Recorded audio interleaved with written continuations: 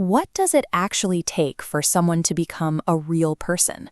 Is it just walking and talking, or does it require something much deeper? To find we answer, we start in the woodshop of Geppetto. He was a lonely man who spent his days building beautiful toys for all the children in town, yet he always wished for a son of his own to care for. One afternoon, he found a perfect little pine log in the forest. He brought it back to his table and began to carve. He used his sharp tools to carefully cut and shape the wood, turning the rough log into something brand new.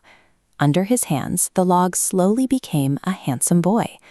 Geppetto had built a puppet, a wooden toy that looked exactly like a real child. He proudly named his creation Pinocchio. Geppetto had crafted a beautiful shape, but at the end of the day, Pinocchio was still just a piece of carved pine. He couldn't move, he couldn't think, and he couldn't act on his own. That night, a magical fairy visited the workshop.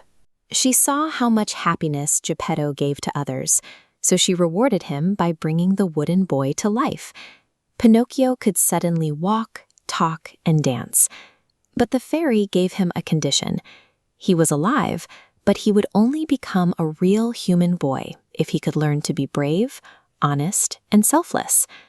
When Geppetto woke up and saw Pinocchio blinking, he was overjoyed. To give his son a proper start, Geppetto took off his only warm winter coat and sold it just to buy Pinocchio schoolbooks. Pinocchio now has the gift of life and the support of a father who would give up everything for him. But as he steps out the door for the first time, he is about to find out that the world is full of distractions. On his very first morning, Pinocchio headed toward the schoolhouse. But along the way, the loud music and bright colors of a giant circus tent caught his eye. He wanted to see the show, but he didn't have a ticket. Instead of going to school, he took the money his father got from selling that warm coat and spent it all on a circus ticket. Inside, the circus master captured him, planning to force the living puppet to perform forever. But when Pinocchio cried and told the truth about his father's sacrifice, the master felt pity and let him go, even giving him 5 gold coins to replace the books. This is what it looks like when someone is generous. The circus master didn't have to help, but he chose to give Pinocchio 5 times what he had lost to make sure the boy could fix his mistake. But this easy reward makes Pinocchio feel safe. He skipped school and wasted his father's money, yet he walked away with more than he started with. He is beginning to think that bad choices don't have real consequences.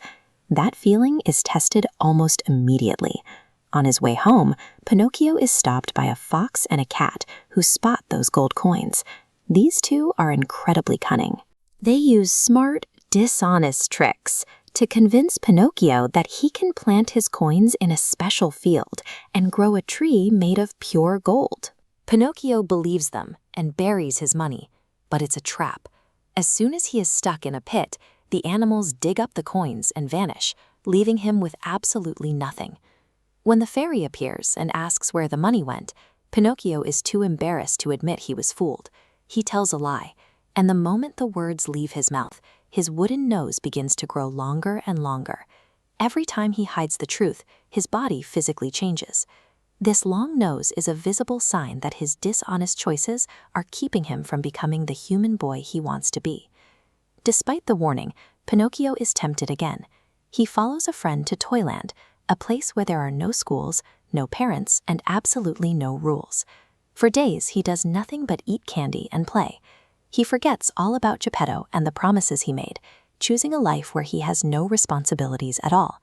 But a life of pure laziness comes with a cost. One morning, Pinocchio wakes up and realizes his ears have grown long and fuzzy, and a gray tail is sprouting behind him. He is turning into a donkey.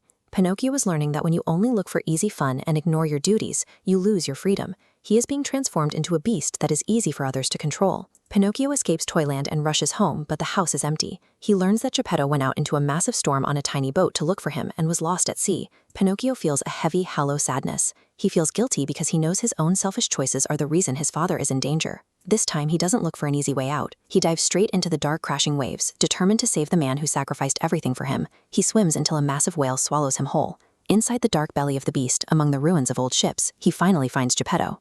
Pinocchio immediately comes up with a plan. He gathers old wood and lights a smoky fire, filling the whale's throat with thick clouds until the giant creature lets out a massive sneeze, blasting them both to safety. For the first time, Pinocchio used his energy and his mind to protect someone else.